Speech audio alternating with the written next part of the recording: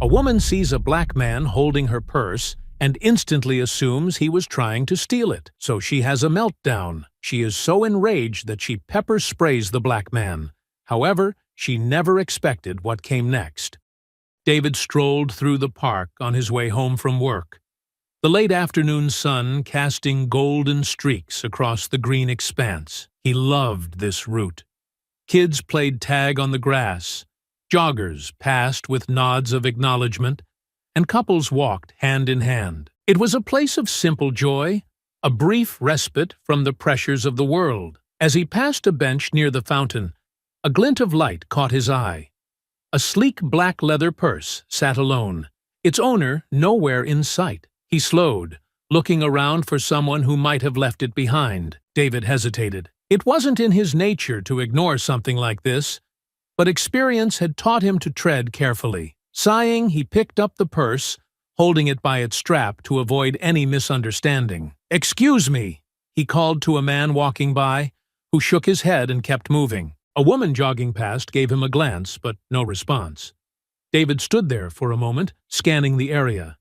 Then he spotted her, blonde hair tied back, pacing near the park's edge. She was gesturing wildly, her body language tense. Her lips moved as though she were muttering or calling out. That must be her, David thought. He walked toward her, the purse dangling conspicuously from his hand. "Excuse me, ma'am," he said when he got close enough. "I think you left this behind." She turned sharply, her eyes immediately locking on the purse. Relief flashed across her face for an instant before it twisted into suspicion. "That's my purse," she snapped, lunging forward and snatching it from his grasp. "What are you doing with it?" David stepped back, startled. "I found it on a bench," he explained. "I thought you'd—" "Don't you dare lie to me," she shouted, clutching the purse against her chest. "You stole it, didn't you?" "What?" David blinked. "No, I didn't. I was just trying to help." "You expect me to believe that?" Her voice grew louder, shrill enough to make nearby heads turn. "I know what you were doing. Probably rummaging through it while you decided what to take." David raised his hands, his patience already fraying. "Look, lady, I didn't even open it. I just—" "You thief!" she spat, cutting him off.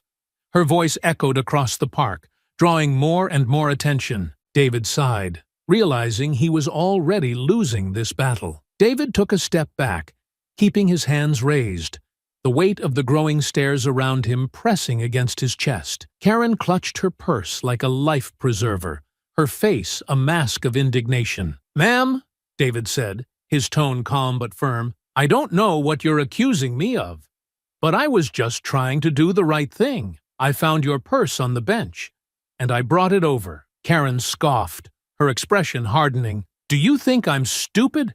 You had no business touching my things. You're just mad I caught you before you could get away with it." David let out a sharp breath, glancing around at the growing crowd. A jogger paused mid-stride, her earbuds dangling as she watched the scene unfold. A mother pulling a wagon full of toddlers stopped, her brows furrowed in curiosity. "You didn't catch me doing anything," David replied evenly. "I was handing it back to you. Why would I stick around if I was trying to steal it?" Karen took a step closer, pointing an accusatory finger at his chest. "Because you wanted to play the hero. Pretend to be the good guy so no one would suspect you. I've seen this trick before." David shook his head in disbelief. "Lady, I don't even know you. I was trying to help." "That's what they always say," she shot back, her voice climbing in pitch. "You people think you can get away with anything." David froze, her words hitting him like a slap. "Excuse me?" he said, his voice hardening. Karen's lips curled into a smug smile, emboldened by the murmurs of some onlookers. "Oh, don't play dumb. You know exactly what I mean." "You're really going there?" David said, his voice sharp now. "You're accusing me of stealing, peppering it with stereotypes, and you think that makes you right?" Her face flushed red. Whether from anger or embarrassment, it was hard to tell. "I don't have to explain myself to you. I know a thief when I see one." More bystanders gathered, their whispers buzzing like static electricity. A young man with a smartphone discreetly aimed his camera toward the unfolding drama. Another bystander, A gray-haired man leaning on a cane shook his head. "Let the man speak, lady," he muttered. David turned to the onlookers, his frustration bubbling over. "Does this make sense to anyone here? Why would I bring the purse back if I was trying to steal it?" "He's got a point," the young man with the phone said aloud. Karen glared at him. "Stay out of this. You don't know what he's capable of." "What I'm capable of," David snapped, his voice rising for the first time. "Are you even listening to yourself? All I did was try to help, and now you're dragging me through this circus." Karen clutched her purse tighter, her knuckles white. "You had no right to touch my property. Who knows what you were planning to do?" David let out a bitter laugh, shaking his head. "Next time, I'll leave it where I found it. Maybe then you'll have someone real to blame." The tension reached a boiling point as Karen raised her voice again. "You're not going anywhere. I'm calling the police." David froze, his stomach dropping. "You're serious?" he asked, incredulous. "You're really calling the cops on me for trying to help you?" "Yes, I am," she said, already fumbling with her phone. "Let them sort this out." "Good," David said, folding his arms. "Maybe they'll be reasonable enough to see how ridiculous this is." Karen dialed with trembling fingers, her words sharp and deliberate as she spoke into the phone. "Yes, officer. I need help. There's a man here. He tried to steal my purse. He's being aggressive, and I don't feel safe." David's jaw clenched as he caught the murmurs of the crowd. Words like aggressive and unsafe weren't just descriptions. They were weapons. A middle-aged woman with a stroller stepped forward, shaking her head. "I saw him pick it up and walk over to you.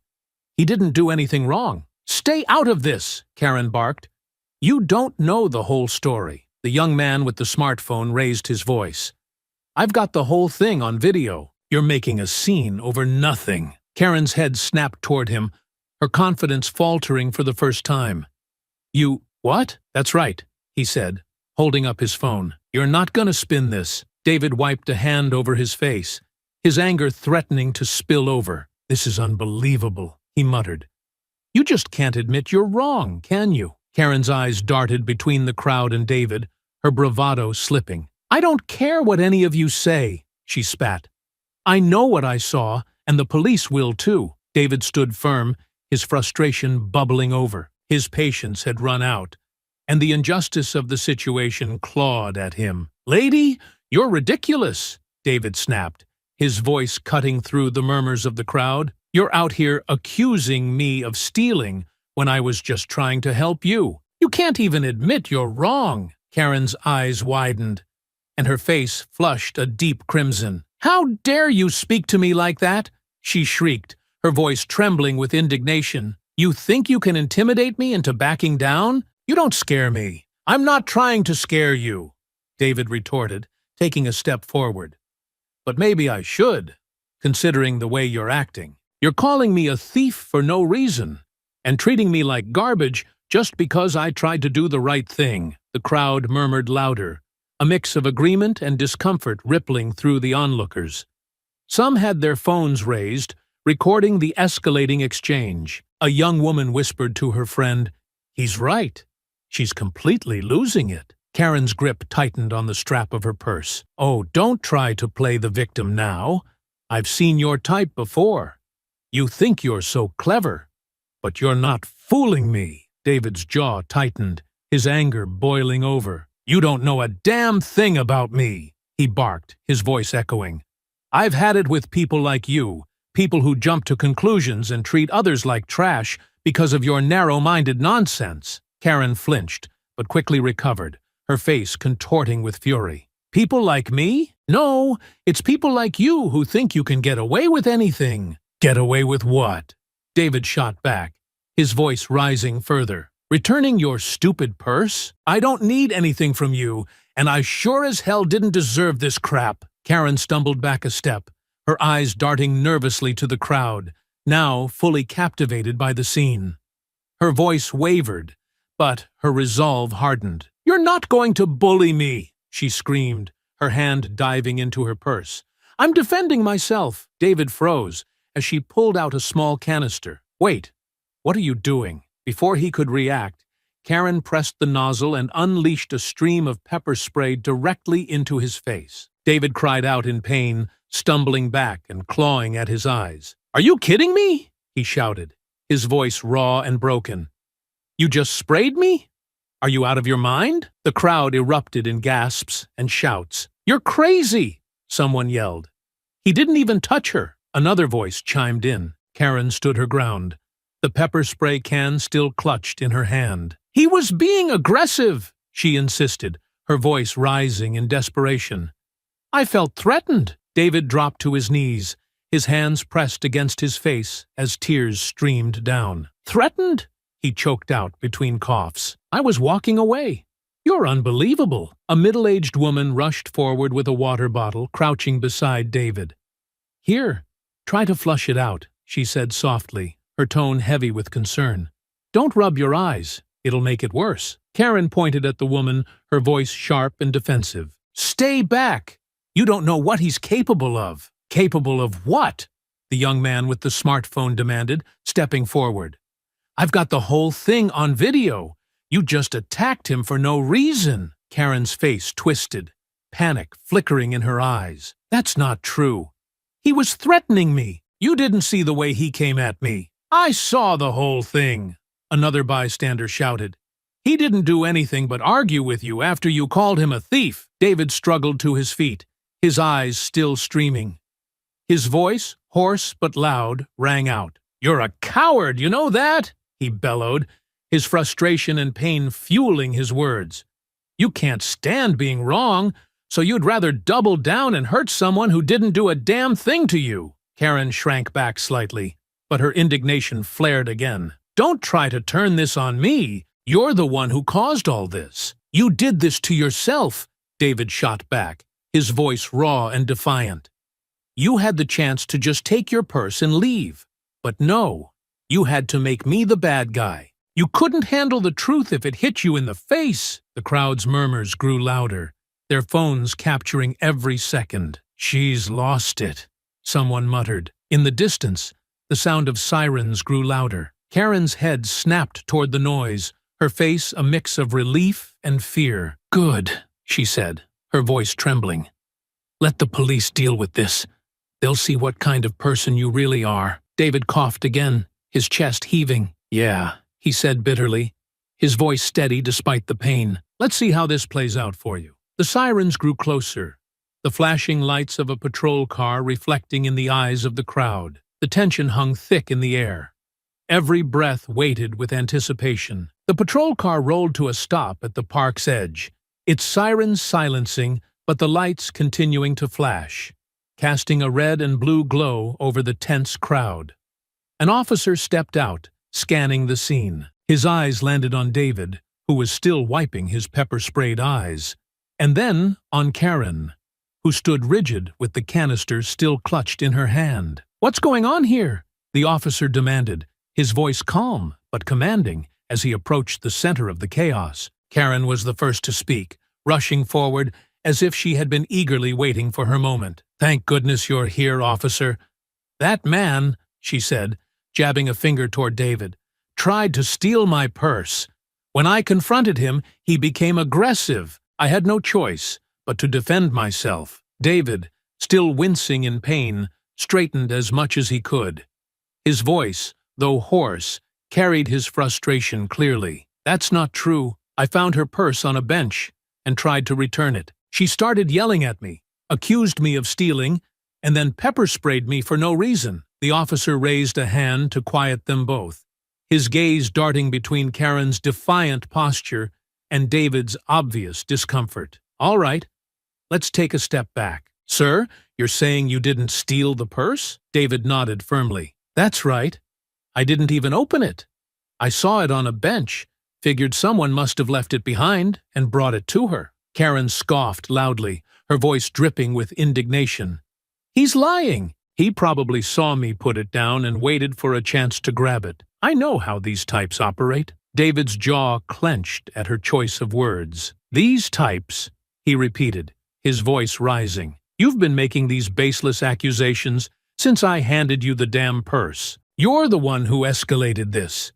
The officer held up a hand again, Ma'am, let's stick to the facts. Do you have any evidence he was trying to steal your purse? Karen faltered for a moment, but quickly recovered. Evidence? It was in his hands, wasn't it? What more do you need? A voice from the crowd interrupted. He was giving it back to you, lady. I saw it. The officer turned toward the onlookers. Did anyone here see what happened? A young man stepped forward, holding up his phone. I've got the whole thing on video. He picked up the purse and walked straight over to her. She started freaking out and sprayed him when he didn't back down. Karen's face paled, but she quickly turned to the officer, her voice trembling with indignation. You're going to take the word of some random guy with a camera? You can't see what he was planning to do. I felt unsafe. That's why I acted. David, still blinking away the burning in his eyes, pointed in her direction. Unsafe? That's your excuse? You attacked me because I didn't just bow down to your ridiculous accusations. Karen glared at him, her grip on the pepper spray canister tightening. You were yelling at me. I thought you were going to hurt me. You were yelling at him first, someone in the crowd shouted, their voice cutting through the tension. The officer turned back to Karen, his tone more serious now. Ma'am, if what he's saying is true, and you sprayed him without cause, that's assault. And if you've misrepresented the situation to the police, that's a false report. Karen's eyes widened, panic flickering briefly before she doubled down. This is absurd. I'm the victim here. You don't understand how terrifying it was. He was towering over me, shouting. I had to protect myself. David laughed bitterly, shaking his head. You're unbelievable. I was standing there trying to explain, and you couldn't handle being called out. You wanted me to look like the bad guy so you could justify your actions. Enough, the officer said sharply, silencing the argument. He turned to the man with the phone. Can I see the video? The man stepped forward, handing over his phone. The officer played the footage, the sound of Karen's accusations and David's calm voice playing out for all to hear. When the moment came where Karen pepper-sprayed David, the officer's jaw tightened visibly. He handed the phone back, his gaze now cold and focused on Karen. Ma'am, the video doesn't support your claims. It shows him returning your purse and you escalating the situation. Karen's bravado faltered, but she quickly snapped back, her voice rising in pitch. You don't know what he was planning. That video doesn't show the whole story. It shows enough, the officer replied flatly. He looked back at David. Sir, are you pressing charges? Karen turned sharply toward David, her face twisted in desperation and fury. You can't do this to me. I was just trying to protect myself. You don't know how scared I was.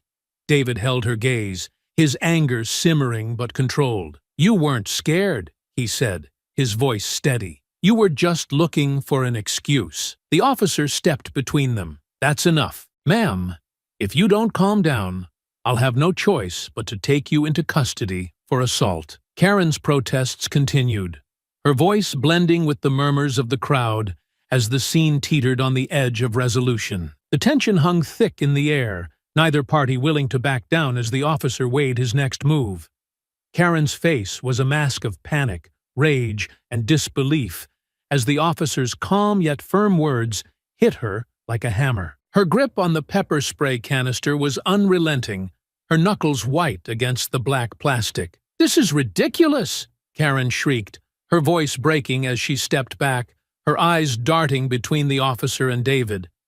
You're all taking his side. He's lying. He's manipulating all of you. David, standing taller now despite the lingering sting in his eyes, met her gaze with quiet defiance. No one's manipulating anyone, he said, his voice steady but cold. You're just mad that your story doesn't hold up. Karen's breath hitched, and she pointed a trembling finger at him. You don't get to talk to me like that. I am the victim here. You're all against me because he knows how to play you. The officer raised his hand, his voice sharp. Ma'am, I need you to calm down. We've seen enough to know this isn't what you're claiming. Karen let out a high-pitched laugh, her hysteria mounting. Calm down? Calm down? I was attacked. I felt unsafe. What else was I supposed to do? Not pepper spray someone returning your purse, for starters. muttered the young man, holding his phone, still recording. Karen's head whipped toward him, her face twisted with rage. "You stop filming me!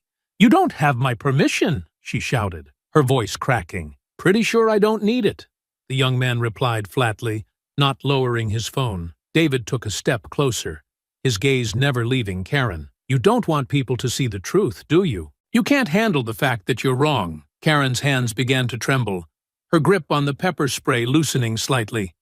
"Shut up!" she screamed. "You don't get to talk to me like that. You're a liar, a thief." "Ma'am," the officer interrupted, his voice firm but not unkind. "Put the pepper spray down. Right now." Karen's wild eyes flicked to the officer, then to the crowd, which had grown visibly hostile. Her breathing quickened, and her words came out in frantic gasps. "You don't understand. You weren't here. You didn't see the way he looked at me. He was coming after me." David exhaled sharply, his patience finally snapping. "I wasn't coming after you. I was standing there, explaining myself, while you made me out to be a monster. And now that everyone knows the truth, you're falling apart." Karen's face twisted with fury, and she took an unsteady step toward him. The officer quickly stepped between them, his hand raised to block her. "That's enough, ma'am," he said, his tone now steely. "Step back. You can't do this to me," Karen wailed, her voice breaking into a sob. "I'm not the criminal here. He is. Arrest him. He's the one who started all of this." The officer shook his head. "Ma'am, you're not in a position to make demands. Put the pepper spray down and cooperate, or I'll have to arrest you for assault." Karen stumbled backward, clutching the canister tighter as tears streamed down her face. Her words came in frantic, incoherent bursts. "You can't arrest me. I was scared. He was dangerous." "I didn't do anything wrong." The officer took a step closer, his tone now unyielding. "Ma'am, this is your last warning. Drop the pepper spray, or I'll have to place you under arrest." "No!" Karen shrieked, her entire body trembling. "You're ruining my life! He's ruining my life!" The crowd murmured louder, their disdain for Karen's actions clear in their voices. "Just arrest her already," someone muttered. Karen's eyes darted around the circle of faces, her panic boiling over. "You're all against me. You don't know what it's like to feel this kind of fear. I'm the victim. Me!" The officer moved closer, his hand hovering near his belt. "Ma'am, if you don't comply, I'll have no choice but to restrain you." Karen's lip curled, her desperation morphing into raw defiance. She gripped the pepper spray tightly, her knuckles trembling. "You can't arrest me. I was protecting myself. You can't take me in," she screamed, jerking her arm away as the officer reached out. Her wild movement caused the crowd to gasp collectively. The officer's voice rose sharply. "Ma'am, stop resisting!" Karen struggled against his attempt to grab her wrist, her voice a piercing wail. "You're all against me. This isn't fair," she screeched, her entire body thrashing as the officer held her arm firmly. David watched silently, his expression a mix of frustration and disbelief. The weight of the scene bore down on him as Karen's meltdown reached its peak, her cries echoing across the park. The officer's patience visibly waned, his grip steady as he repeated, "Stop resisting, ma'am!" "Don't make this worse for yourself." Karen's cries turned guttural, her words incomprehensible as she thrashed harder. The officer moved to restrain her further, his handcuffs glinting in the dimming light. The officer tightened his grip on Karen's arm, his tone sharp and unyielding. "Ma'am, I'm telling you one last time, stop resisting." Karen thrashed violently, her voice a cacophony of sobs and screams. "No, you don't understand. I didn't do anything wrong. He's the one you should be arresting." The crowd murmured louder, their patience with her theatrics wearing thin. "Just take her in already," someone muttered. Karen twisted again, her movements frantic. "Let me go!" she shrieked, her face red and streaked with tears. "I'm not going anywhere. You're all making a mistake." The officer acted swiftly, pulling her arm behind her back and snapping the handcuffs onto her wrists. Karen's wail cut through the air like a siren. "You can't do this to me. I'm the victim. He's dangerous." "Ma'am," the officer said, his voice cold now, You're under arrest for assault, resisting arrest, and filing a false report. You have the right to remain silent. Anything you say can and will be used against you in a court of law." Karen's knees buckled slightly, and the officer steadied her as he continued. "You have the right to an attorney. If you cannot afford one, one will be provided for you. Do you understand these rights?" Karen barely registered the words, her sobs turning into incoherent babbling. "This isn't fair. You're ruining my life. You don't know what this will do to me." David, who had been silently watching, finally spoke, his voice calm but cutting. "You did this to yourself. No one else." Karen's head snapped toward him, her tear-streaked face twisted with fury. "You shut up!" she screamed. "This is your fault. You set me up. You and all these people. You planned this, didn't you?" David crossed his arms, unmoved. "Yeah, because I plan all my days around returning lost purses and getting pepper sprayed."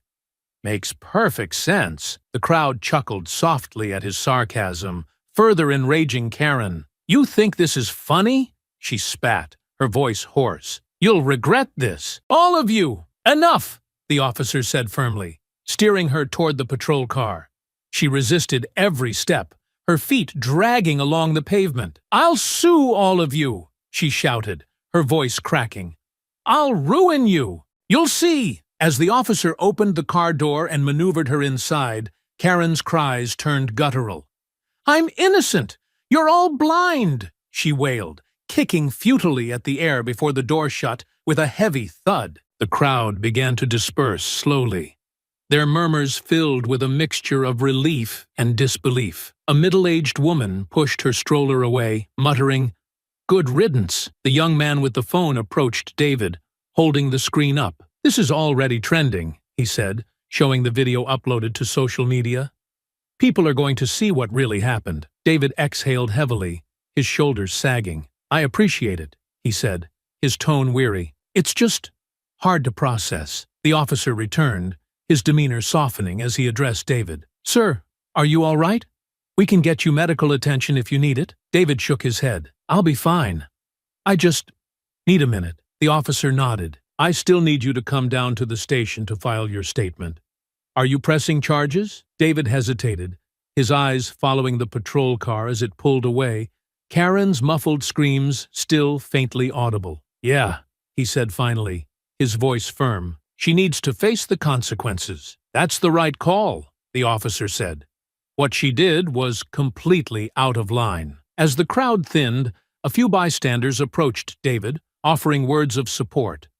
The woman with the stroller gave him a soft pat on the arm. "You handled that well," she said. "Not sure I could have stayed so calm." David managed a small, tired smile. "Thanks," he said, though his voice lacked conviction. The young man with the phone lingered, his expression serious. "Hey, if you need the video for your case or anything, just let me know." "It's not right, what she did to you." David nodded. "I appreciate that. Really." The weight of the evening settled heavily on his shoulders as the last of the bystanders drifted away. The park felt eerily quiet now, the chaos replaced with an uneasy stillness. David rubbed his eyes, still feeling the lingering burn of the pepper spray, and let out a long breath. As the patrol car carrying Karen disappeared down the street, the park quieted, leaving David standing amid the thinning crowd. His eyes burned from the lingering effects of the pepper spray, and his body ached from the tension of the confrontation. A different patrol car pulled up to the park, and a new officer stepped out, clipboard in hand. He approached David, his expression professional but not unkind. "Are you Mr. Robinson?" David nodded, his shoulders still stiff. "Yeah, that's me." The officer scanned his notes briefly before speaking. "We need you to come to the station to give a formal statement. Do you need a ride, or can you get there on your own?" David hesitated, glancing at the crowd where a few people lingered, watching him with quiet support. The young man with the phone stepped forward, offering a thumbs up. "You good, man?" David gave a faint nod, then turned to the officer. "I'll come with you." "All right," the officer said, leading him to the waiting patrol car. David climbed into the back, his body sagging into the seat as the door shut behind him. The drive to the station was silent, save for the faint hum of the engine and the muted chatter over the police radio. David stared out the window, the city lights blurring together as his thoughts churned. Inside the station, the stark fluorescent lighting and muted tones of beige walls gave the room a sterile atmosphere. David sat at a desk near the front, a paper cup of water in his hands as he waited. The bustling sounds of officers moving through the space, typing, phones ringing, muted conversations, created a strange sense of normalcy that felt at odds with the chaos he had just endured. After a few minutes, an officer approached, his badge gleaming under the overhead light. "Mr. Robinson, we're ready for your statement. Follow me." David stood, his legs stiff as he followed the officer into a small interview room. A metal table sat in the center with 2 chairs, and a recording device blinked steadily at the corner of the table. The officer motioned for him to sit, and took the seat across from him. "Let's start from the beginning," the officer said, pen poised over a notepad. "Tell me what happened in the park." David took a deep breath, organizing his thoughts. "I was walking home from work, and I saw a purse left on a bench. No one was around, so I picked it up to return it. I saw this woman, Karen, nearby, looking like she'd lost something, so I went over to her." The officer nodded, jotting notes. "And then?" David's jaw tightened as he spoke. "I tried to give it to her, but before I could explain, she grabbed it and accused me of stealing it. She started yelling, making all kinds of accusations." "What kind of accusations?" the officer asked, his tone steady but probing. David exhaled sharply. "She said things like, 'You people,' and 'your type.' You know what she meant." The officer's pen paused briefly before continuing. "Go on." "I tried to explain that I found the purse, but she wouldn't listen. She called me a thief. And when I told her she was wrong, she pulled out pepper spray and hit me with it. I didn't touch her. I didn't even raise my voice until she started attacking me." The officer nodded, his eyes narrowing. "And what happened after that?" David shrugged slightly, his exhaustion showing. "The crowd got involved. Some people defended me, others didn't. She called the police and made it sound like I'd attacked her. But when the first officer got there, the truth came out because of the video and the witnesses." The officer tapped his pen against the pad thoughtfully. "I've reviewed the footage we received, and your account aligns perfectly with what we've seen. This is an open and shut case against her." David nodded, but remained quiet, the weight of the situation still pressing on him. "Pressing charges was the right move," the officer continued. "We've already filed for assault, filing a false report, and resisting arrest. She'll be arraigned tomorrow." David leaned back slightly in his chair. "What happens next?" "She'll go through the legal process. Given the evidence, she'll likely face penalties. You may need to testify, but with the video and witnesses, your case is strong." David rubbed his temples, the tension easing slightly. "I'll do what I have to." The officer stood, gathering his notes. "That's all we need for now. You're free to go, but we'll contact you if we need anything further." David left the interview room, his thoughts swirling as he made his way back to the lobby. He was surprised to see the young man with the phone still waiting. The man raised a hand in greeting as David approached. "Hey, man. Just wanted to make sure you're all right," he said, his voice casual but concerned. "That video's already blowing up online. People are going to see what really happened." David managed a tired smile. "Thanks for sticking around. I appreciate it." The young man nodded. "People need to know about stuff like this. Don't let her get away with it." "I won't," David said firmly, his voice steady. He stepped outside into the cool night air, letting it wash over him as he prepared for whatever came next. Karen sat in the dimly lit holding cell at the police station, her hands still trembling from the handcuffs that had been removed earlier. Her hair, once neatly styled, was now disheveled, and her face bore the streaks of dried tears and smeared makeup. The reality of her situation began to sink in as the muffled sounds of officers and detainees echoed through the halls. Her phone, confiscated during her arrest, was no longer her shield from the outside world. She had no way of knowing what was happening beyond these walls, but she could sense the weight of her actions creeping closer, ready to crush what was left of her carefully curated life. Meanwhile, Outside the station, the viral video continued to spread like wildfire. Clips of the confrontation, Karen's shrill accusations, her pepper spray attack, and her subsequent meltdown were shared across social media platforms. Memes and commentary flooded in, turning her into the latest symbol of entitlement and racial bias. At Karen's workplace, the fallout was swift. Her manager, Amanda, received dozens of emails and calls from colleagues, clients, and even strangers demanding action. A coworker forwarded the video with the subject line, "Is this Karen from accounting?" Amanda sighed heavily as she hit play on the video, her face growing more serious with every passing second. By the end, she picked up her phone and dialed HR. "We need to talk," she said curtly. "Now." At home, Karen's husband sat on the couch, staring at his phone in disbelief. His social media feed was flooded with tags, private messages, and reposts of the video. Friends and acquaintances bombarded him with questions. "Is this your wife? What the hell happened? Did Karen really do this?" He scrolled through the comments, each one harsher than the last. Classic Karen behavior. "Entitled and racist. What else is new? This lady should be in jail for what she did. Hope the guy sues her for everything she has." The weight of public opinion crushed him as he buried his face in his hands. He glanced toward the door, half expecting Karen to walk in and explain herself. But she wouldn't. Not tonight. Back at the station, Karen was finally called into a small room where a public defender sat waiting for her. His demeanor was professional, but distant as he slid a folder across the table. "Ms. Miller," he began, his voice measured, "I've reviewed the charges against you, as well as the evidence. It doesn't look good." Karen's hands balled into fists, her jaw tightening. "You don't understand," she snapped. "I was scared. That man, he was yelling at me.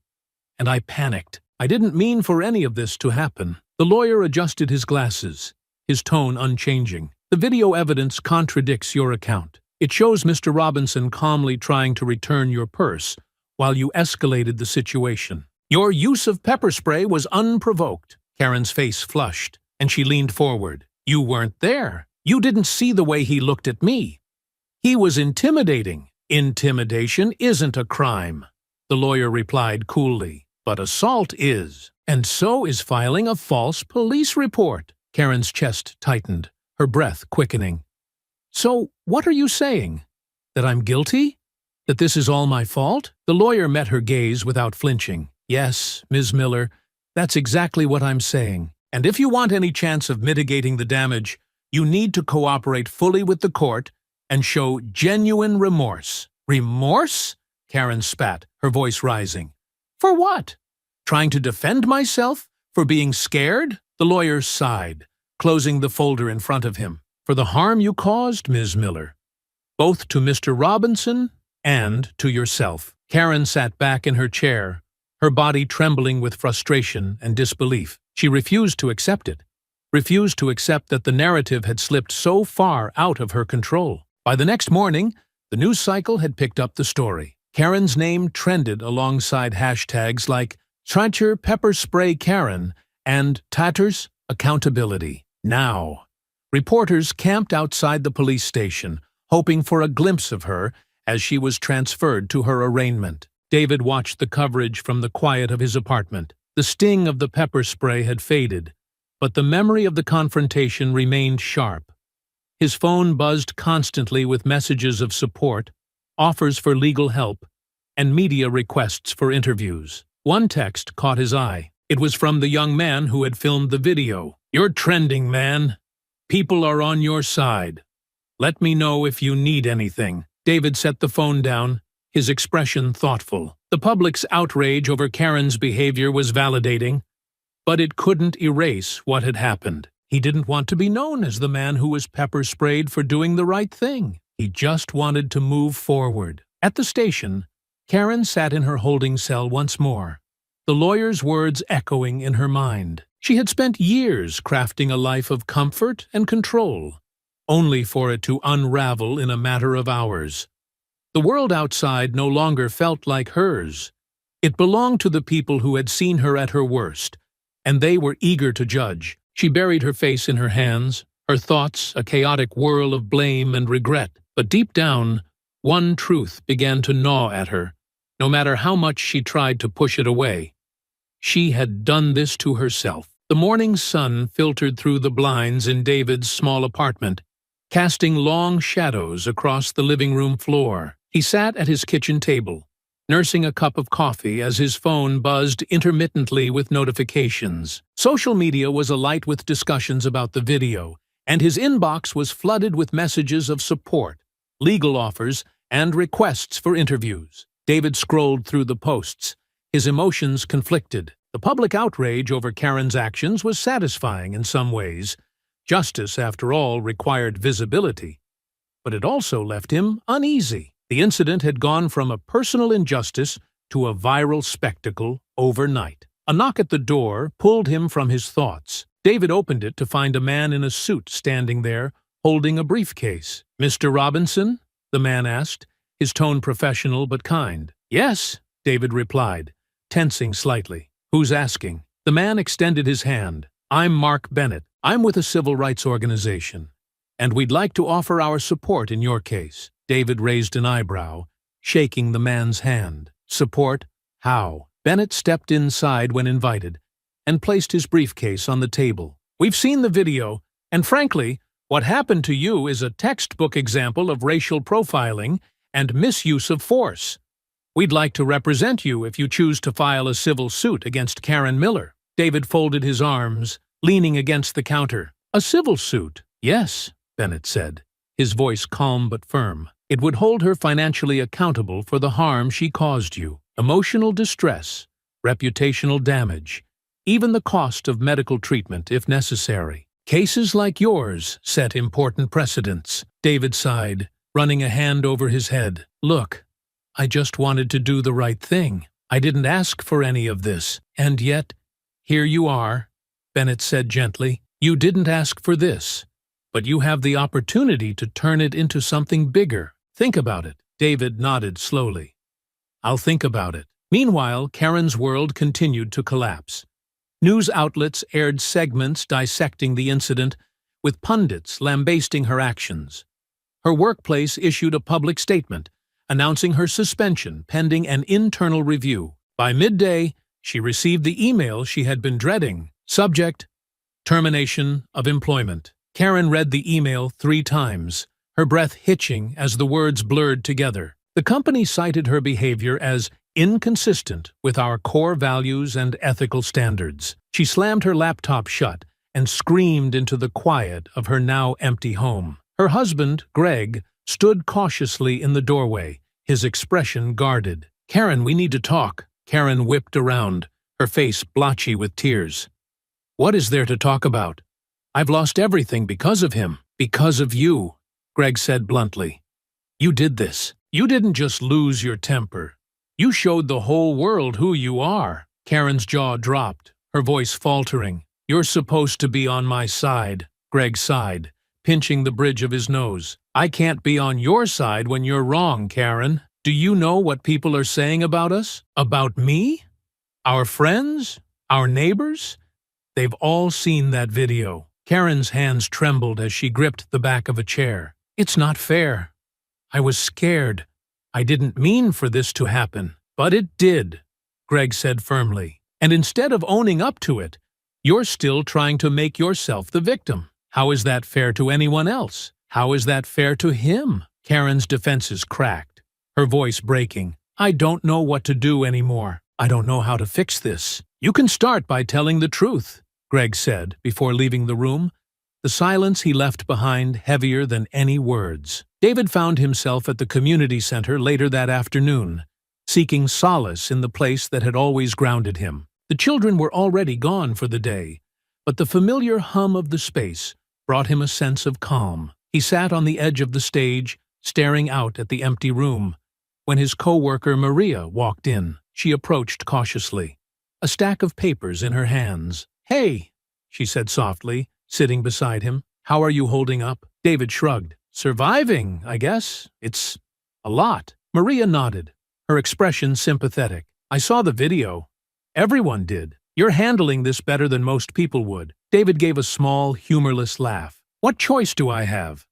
I've been handling stuff like this my whole life. It's just never been this public before. She placed a hand on his shoulder. You're stronger than you think, and you're not alone in this. Everyone here has your back. David looked at her, his gratitude clear in his tired eyes. Thanks, Maria. That means a lot. As he sat in the quiet of the community center, David realized he was at a crossroads. The world had forced him into a spotlight he hadn't asked for, and now he had to decide what to do with it. The quiet hum of the community center lingered in David's mind as he walked home that evening, Maria's words of encouragement echoing with each step. He appreciated the support, but the weight of the situation still sat heavy on his chest. When he reached his apartment, the dim glow of his phone on the kitchen counter caught his eye. Notifications were still flooding in. Social media mentions, missed calls, and texts. David slumped into a chair, staring at the phone. Among the flood of messages, one from Mark Bennett, the civil rights lawyer, stood out. Mr. Robinson, if you've made your decision, we're ready to move forward with the suit. Call me any time to discuss. David rubbed his temple, weighing the choice. A lawsuit meant stepping further into the spotlight, opening himself up to scrutiny he didn't want. But as he thought back to Karen's venomous accusations and the searing pain of the pepper spray, a wave of anger surged through him. Why should she get away with it? Why shouldn't she be held accountable for everything she'd done? He picked up the phone and dialed. Mark answered almost immediately. Mr. Robinson, good evening. Have you made a decision? David exhaled, steadying his voice. Yeah, let's do it. Let's go ahead with the lawsuit. Mark's tone was calm but confident. That's the right call. We'll start by filing for damages, emotional distress, reputational harm, and assault-related costs. This will send a clear message that actions like hers have consequences. David nodded, though Mark couldn't see it. What's next? I'll prepare the necessary paperwork and file it first thing tomorrow, Mark said. You'll need to provide a formal statement about the incident and any supporting details, but we can handle the bulk of the legwork. I'll also keep you updated as we proceed. All right, David said, his voice firmer now. Thanks for your help. After ending the call, David sat back, staring at the ceiling. He wasn't looking for revenge, just justice.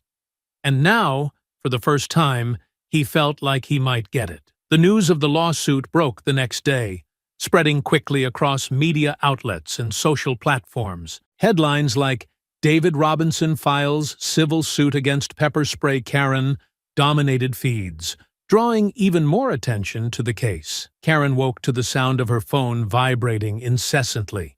She fumbled for it on the nightstand, her heart sinking as she read the notifications. David Robinson is suing you? Good luck explaining that in court. Hope you've got a good lawyer. You're going to need one. You deserve every bit of this. Disgusting. Her breath quickened as she threw the phone down. She couldn't escape it. Everywhere she turned, the world seemed hell-bent on punishing her. Greg, standing in the doorway with his arms crossed, didn't look surprised. It was only a matter of time, he said flatly. Karen glared at him. You're enjoying this, aren't you? No, Greg replied, his voice cold. But I'm not going to defend you anymore either. You brought this on yourself. Karen's jaw tightened, her desperation mounting. I'll fight it. I'll get a lawyer and prove he's just trying to ruin me. Greg shook his head, his expression one of weary resignation. Good luck with that, he said before walking out of the room. David met with Mark at his office later that afternoon. The room was lined with bookshelves, their spines gleaming under the soft light. Mark sat across from David at a polished wooden desk, a folder of documents spread between them. We're filing for damages totaling $200,000, Mark explained. This includes emotional distress, reputational harm, and punitive damages for the assault. David raised an eyebrow.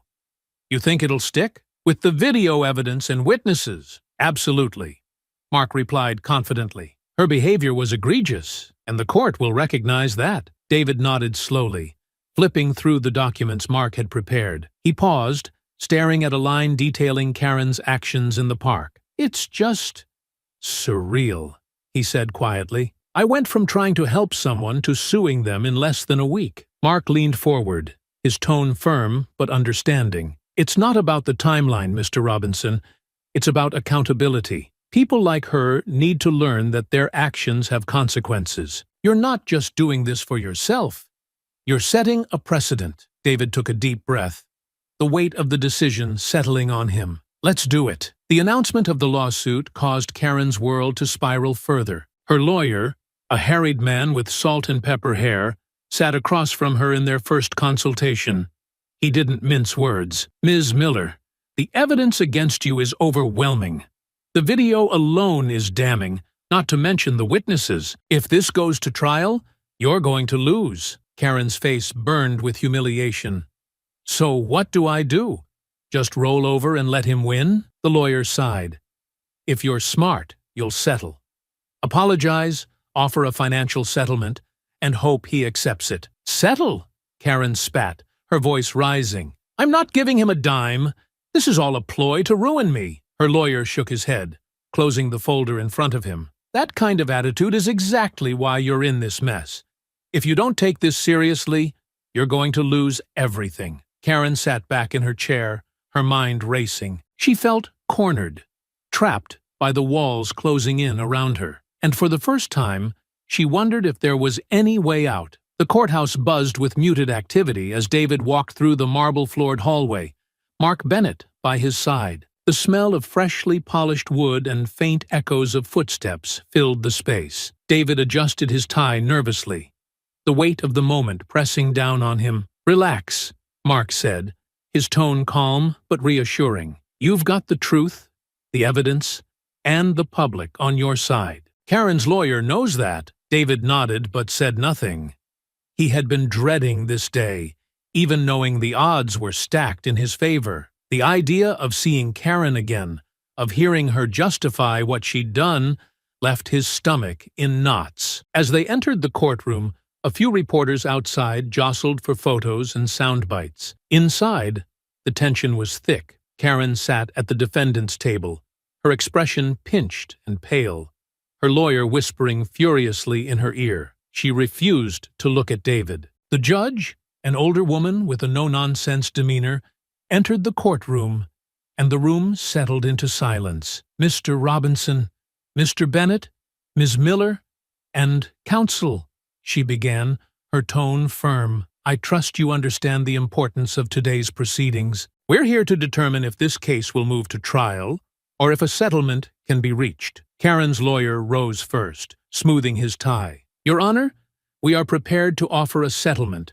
to resolve this matter swiftly and without further escalation." David stiffened in his seat, exchanging a glance with Mark. Karen's lawyer continued, "Ms. Miller deeply regrets the events that took place and would like to extend an apology to Mr. Robinson for any distress caused. We propose a settlement of $50,000 to resolve this case amicably." David's jaw tightened, but before he could respond, Mark stood. "Your Honor, while we appreciate the defendant's offer, $50,000 doesn't begin to address the harm caused to my client. This case isn't just about financial compensation.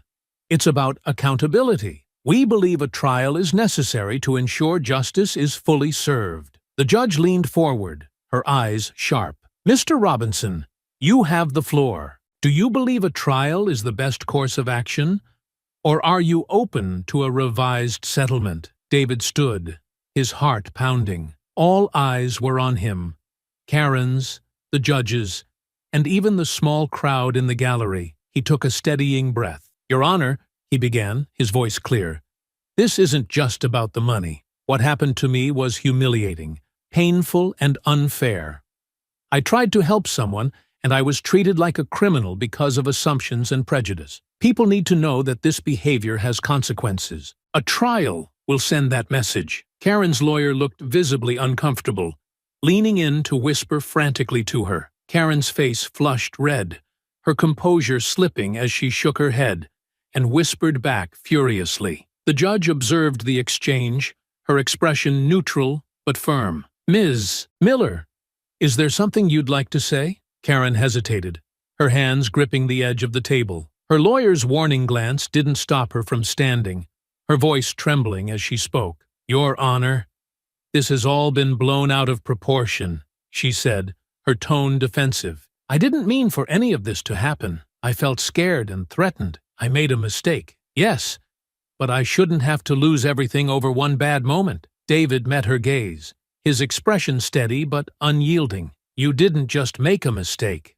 he said, his voice firm but measured. You made a choice. You chose to accuse me. You chose to spray me. And you chose to double down instead of admitting you were wrong. Karen's face crumpled, her voice rising in pitch. You don't understand. Everyone has turned against me. My job, my family, my life. It's all gone because of this. And whose fault is that? David shot back, his voice ringing out. You did this to yourself.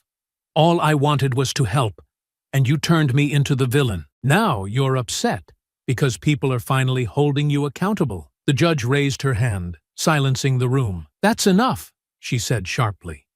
She turned her gaze to Karen, her voice firm. Ms. Miller, you may not agree with the consequences of your actions, but you must accept responsibility for them.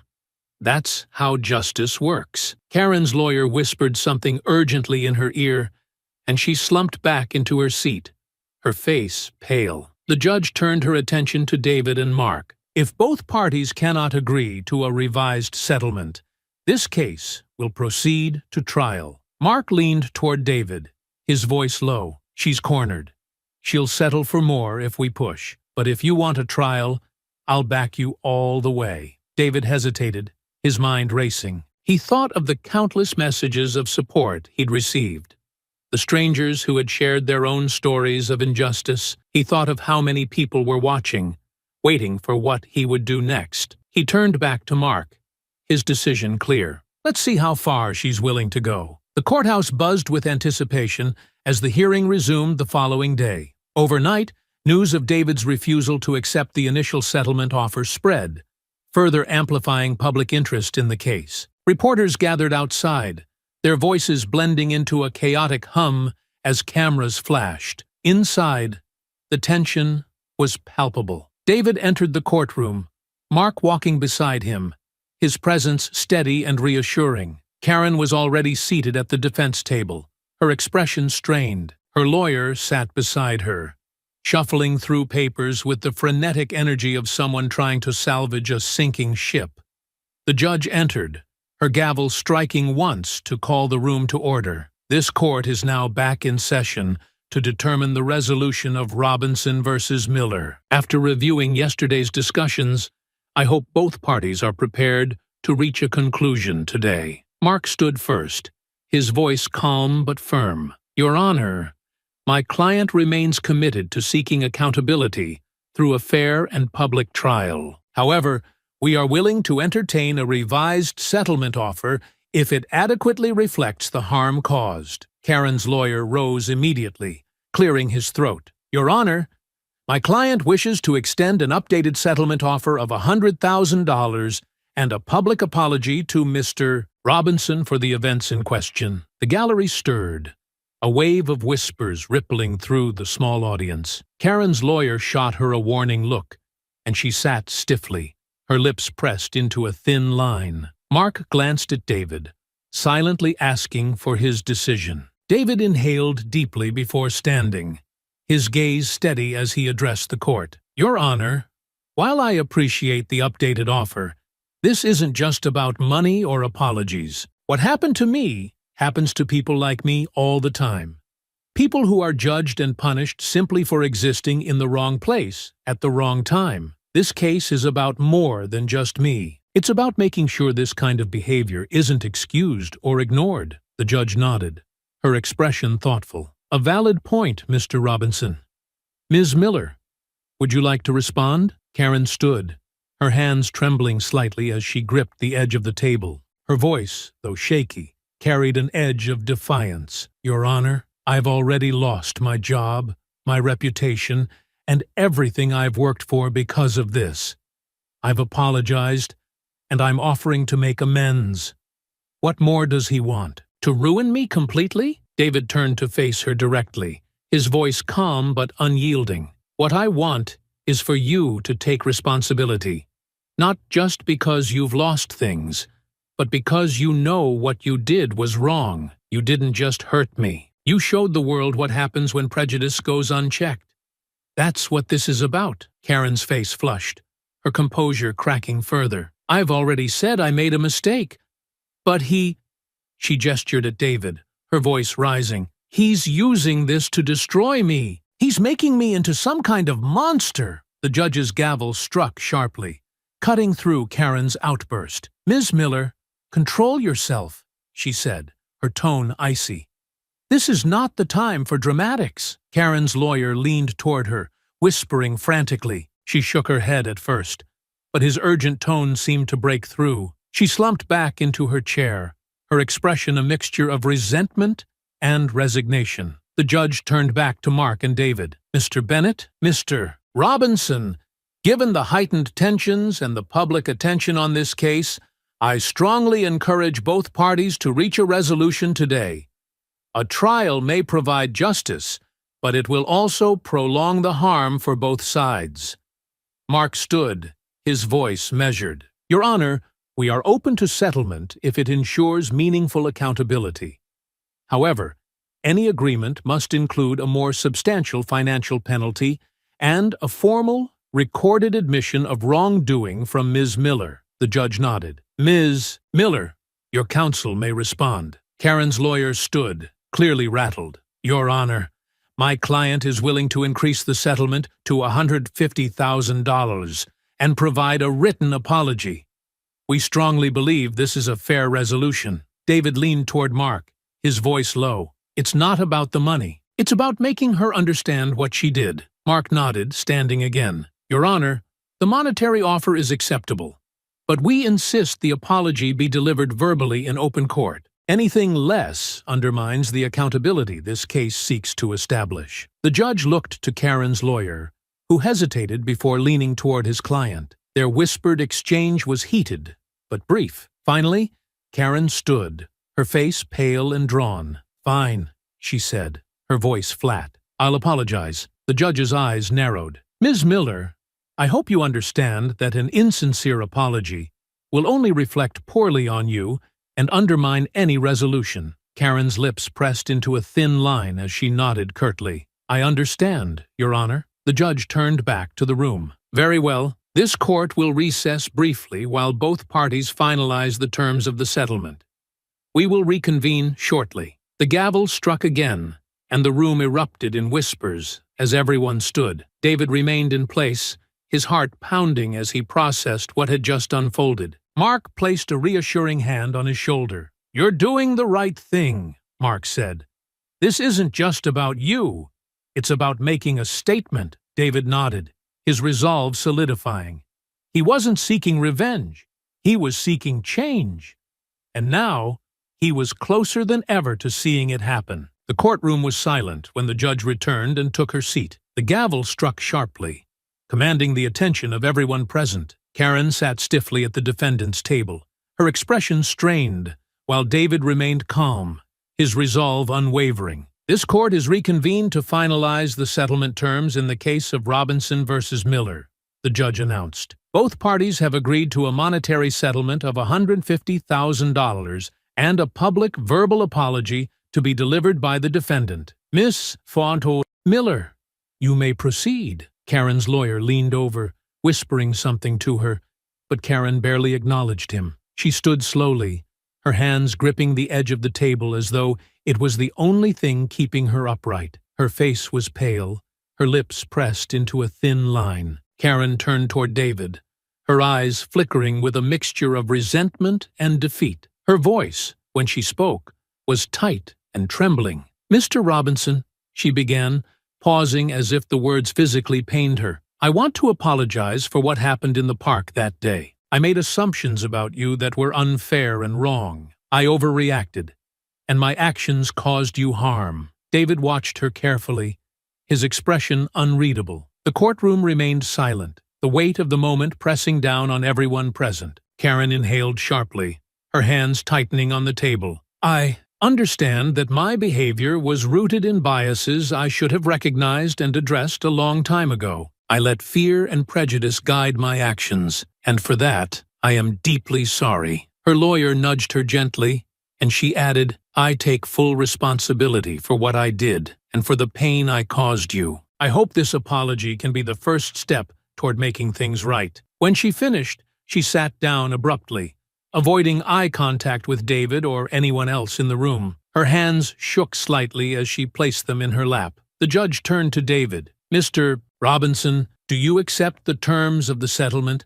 including the defendant's apology?" David stood, his gaze steady as he looked first at the judge and then at Karen. "Yes, Your Honor, I accept." The judge nodded. "Then this case is settled. Ms. Miller, I hope you reflect on the consequences of your actions and take steps to ensure nothing like this happens again. Mr. Robinson, thank you for pursuing justice in a way that holds individuals accountable while fostering meaningful change." The gavel struck one final time, signaling the end of the proceedings. Karen remained seated, her shoulders slumped as the courtroom began to clear. David turned to Mark, who gave him a firm handshake. "Well done," Mark said. "You handled this with grace. You've done more than get justice. You've set an example." Outside the courthouse, the air was crisp, the sunlight a stark contrast to the heavy atmosphere inside. Reporters swarmed the steps, microphones extended and cameras flashing. Mark guided David through the crowd, answering a few pointed questions. "Mr. Robinson, how do you feel about the resolution?" one reporter called. David paused, his voice calm but firm. "I'm relieved it's over, and I'm hopeful that this case sends a clear message. No one should be treated the way I was.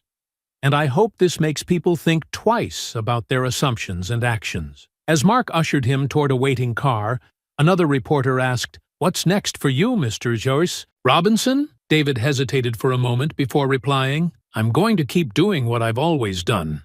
Helping people and standing up for what's right. That doesn't change." Karen, meanwhile, slipped out of a side entrance with her lawyer, avoiding the reporters entirely. Her face was ashen as she climbed into the back seat of her husband's car. Greg sat silently in the driver's seat, his expression grim. As they pulled away, Karen stared out the window, her mind racing. The weight of her public humiliation and financial loss pressed down on her like a vice. She had always thought of herself as a good person, but now she was forced to confront the truth. Her actions had revealed something uglier than she'd ever cared to admit. Greg broke the silence. "You're going to have to figure out how to move forward from this," he said, his voice flat. "Not just for us, but for yourself." Karen didn't respond. For the first time, she realized she had no idea how to begin. David returned to the community center later that afternoon, the familiar hum of activity grounding him. Maria greeted him at the door, her smile warm but curious. "How'd it go?" she asked. David shrugged, his expression thoughtful. "It's done." She apologized, and we settled. Maria nodded, her tone soft. "And how do you feel?" David paused, considering the question. "I feel like it was worth it," he said finally. "Not just for me, but for everyone who's been through something like this and didn't get the chance to fight back." She smiled. "You did good, David. You really did." As he walked through the bustling center, the noise and energy of the space filled him with a sense of purpose. He didn't know what the future held, but for now, he was content to move forward, knowing he had done his part to make things a little better. The weeks following the court settlement brought a sense of calm back into David's life. The frenzy around the case began to fade, though the lessons it carried lingered in the public consciousness. News outlets covered the resolution sparingly, focusing more on the precedent it set than on Karen's personal downfall. David sat in his small apartment one quiet evening,